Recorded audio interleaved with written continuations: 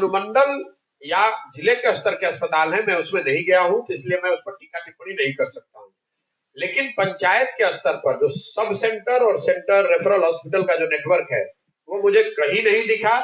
मैंने हजारों stake holder से, डॉक्टर्स से, जो स्वास्थ्य के सेवा के प्रोवाइडर है वो, और जो यूज करने वाले हैं, उनसे बातचीत से पता चला कि पश्चिम चंपारण की जनता स्वास्थ्य सेवाओं के लिए ज्यादातर यूपी की सेवाओं पर उनका ज्यादा भरोसा है।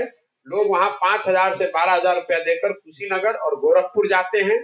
कुछ लोगों ने बताया कि मोतिहारी भी आते हैं प्राइवेट सेवाओं के लिए, स्वास्थ्य सेवाओं के लिए, लेकिन ज्यादातर लोग गोरखपुर और कुशीनगर जैसे क्षेत्रों में जाते हैं, बजाय इसके कि वो बेतिया या पश्चिम चंपारण में बिहार सरकार की स्वास्थ्य सेवाओं का उपयोग करें गंभीर बीमारियों के लिए।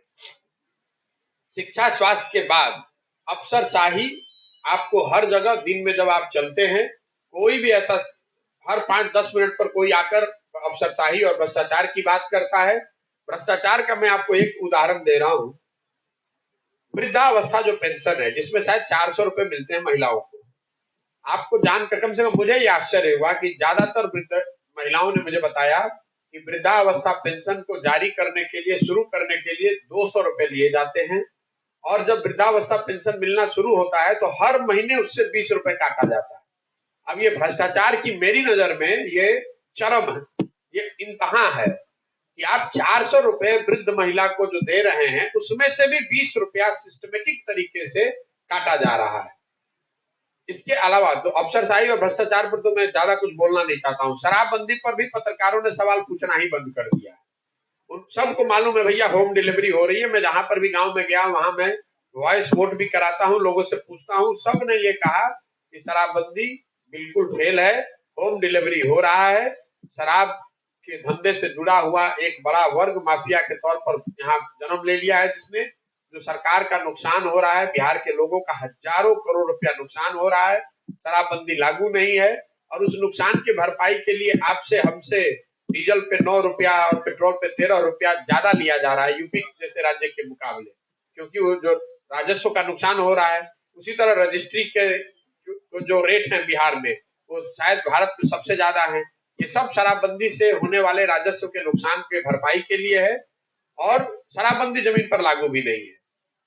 इसके अलावा जो सरकार की योजनाएं चल रही है, उसका जमीन पर तो मतलब टोटल फजियत है। लोगों का जो जनरल फ्रेज अभी पश्चिम चंपारण से निकला है कि लालू जी के जमाने में अपराधियों का जंगल राज था, नीतीश के राज में अधिकारियों का जंगल राज है। अधिकारी ही चला रहे हैं, अधिकारी ही माई बाप हैं, जो वो चाहे वो करते हैं। वहां एक बलथर एक जगह है जहां आप लोगों ने घटना सुनी होगी, एक थाना को जला दिया गया था, बलथर और आर्यनगर। 800 लोगों पर वहां नामजद, 800 लोगों को वहां एफआईआर में नाम डाल दिया गया। मार्च से दोनों गांव के लोग छोड़कर भाग गए, पूरा जिला। अभी बड़े प्रयास के बाद हम लोगों ने वहां 2 शांति समिति बनवाई है, और कुछ 700-600 लोग वापस लौटे हैं। लेकिन प्रशासन की जो वहां भूमिका रही है इस पूरे प्रकरण में, 800 परिवारों को नामजद कर दिया, लोग घर द्वार छोड़कर भाग गए, और मार्च से आज हम लोग नवंबर में बैठे हैं। बताइए उन परिवारों की क्या स्थिति है।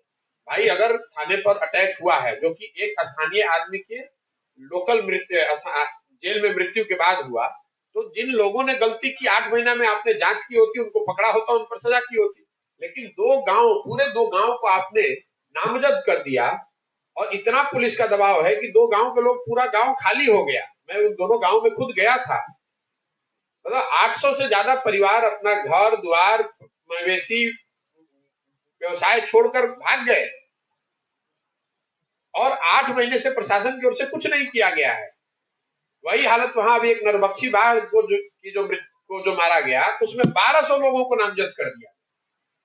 बाघ को मारा सरकार ने, लेकिन 1200 लोगों को, अन्य लोगों को नामजद कर दिया गया। अब वो लोग सब मारे मारे फिर रहे हैं। 2 और बड़ी समस्या जो पश्चिम चंपारण में दिखी, जो कि बिहार की विकास के डेवलपमेंट से अलग, हम लोग का, ज्यादातर लोगों का मानना है कि नीतीश जी के राज में सड़क और बिजली में सुधार हुआ है। पश्चिम चंपारण में 50-48 दिन पैदल चलने के बाद मैं आपको दावे के साथ कह सकता हूं, और हम लोगों ने वीडियो रिलीज किए हैं, आप चाहें तो मैं आपको भी कर दूंगा, ग्रामीण सड़कों की हालत लालू जी के जंगल राज के टाइम से भी बदतर है। अगर आप नेशनल हाईवे और स्टेट हाईवे को छोड़ दें तो कोई भी ग्रामीण सड़क पश्चिम चंपारण में 150 से ज्यादा गांवों में मैं स्वयं चल के गया हूं। गांव में जो सड़कों की दशा है वो बदहाल है। नालियों और गलियों की तो बात ही छोड़ दीजिए। दूसरी जो बात समझ में आई बिजली को लेकर, बिजली हर जगह जरूर आ गई। ये दावा जो सरकार का है हर गांव हर टोले तक बिजली पहुंच गई है। लेकिन बिजली में एक नई बहुत बड़ी समस्या जो लोगों ने बताई, जो हम लोगों ने देखा, बिजली बिल का गलत बिजली बिल आप लोग भी सुनते होंगे। हर गांव में भी जब मैं जहां भी मैं गया वहां लोगों ने बताया कि बिजली के बिल 2000 से 60,000 70,000 तक लोगों के आ रहे हैं। जो 2 बल्ब 3 बल्ब 4 बल्ब जला रहा है उसको भी 3000 4000 5000 6000 का बिल आ रहा है। गलत बिल आ जाने की दशा में लोगों को लोक अदालतों के चक्कर लगाने पड़ रहे हैं। ज्यादातर गांव में ऐसे भी लोग मिले जिनका बिजली का कनेक्शन काट दिया गया है। कुछ गांव में ऐसे भी लोग मिले जहां पर बड़ी बिल होने की वजह से उन पर फौजदारी का केस हुआ और वो गांव परिवार छोड़कर लोग भाग गए। तो मेरा एक अनुमान है जो मैं आपसे साझा करना चाह रहा हूं। अगले 1 साल में आप देखेंगे, 1 डेढ़ साल में अगर यही स्थिति बनी रही, सरकार ने बिजली बिल की शुद्धता और उसके सही करने पर प्रयास नहीं किए, तो बिहार राज्य में एक बहुत बड़ा जन आक्रोश गलत बिजली बिल को लेकर होने वाला है। तो बिजली और सड़क की ये स्थिति है। किसान की मैंने आपको बता दी, बेरोजगारी पलायन आपको बता दिया। जो वहाँ के स्थानीय मुद्दे हैं, जो चीनी मिल बंद है, नरकटिया में छोटी लाइन नहीं चालू है, उस तरह के मुद्दों का मैं जिक्र पूर्वी चंपारण में नहीं करना चाह रहा हूँ। लेकिन मोटे तौर पर ये बातें वहां सुनने को आई। कई बातें इसमें मुझे पूर्वी चंपारण में भी देखने को मिलेंगी, कुछ नई बात भी देखने को मिलेगी। इसके अलावा वहां पर नदियों से जो कटाव है और जल जमाव वाली एरिया है, चाहे वो मझौलिया का एरिया हो या पुंडोई रिवर वाला एरिया है, जो लख जिसको आप शायद कहते हैं लोकल भाषा में, हजारों एकड़ जमीन का डूब जाना, जहां वाटर लॉगिंग की वजह से, जिसमें कि ना खेती हो रही है ना मत्स्य पालन का कोई काम हो रहा है। हजारों एकड़ जमीन, जहां तो मझौलिया में ही आपने देखा होगा इतनी बड़ी भूभाग में, इतने बड़े भूभाग में परमानेंट जल जमाव है और उसमें जलकुंभी लगा हुआ है। ना लोग खेती कर सकते हैं, ना मत्स्य विभाग उसके लिए कुछ कर रहा है।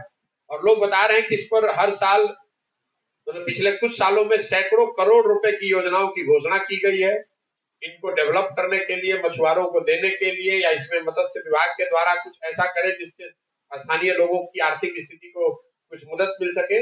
लेकिन उसमें जलकुंभी छोड़कर कुछ नहीं लगा है। जहां पर ये तालाब वगैरह है भी, क्योंकि पश्चिम चंपारण में इस तरह की बहुत बड़ी संख्या है जहां पोखरे वगैरह हैं, और खासकर जो इस व्यवसाय से जुड़े हुए जो कम्युनिटी है, निषाद समाज के, बिंद समाज के, नोनिया समाज के जो लोग हैं, वो लोग बता रहे हैं कि ज्यादातर ये मत्स्य जीवी जो इनको कहते हैं, ये पोखरों की हालत या इन लख की हालत करीब करीब मित्र प्राय है। लोगों को उसका कोई आर्थिक फायदा नहीं है और उसमें बड़े पैमाने पर लूट खसोट है। जो बात सुनने को वहां मिली पश्चिम चंपारण में, मैं आपसे वो साझा कर रहा हूँ।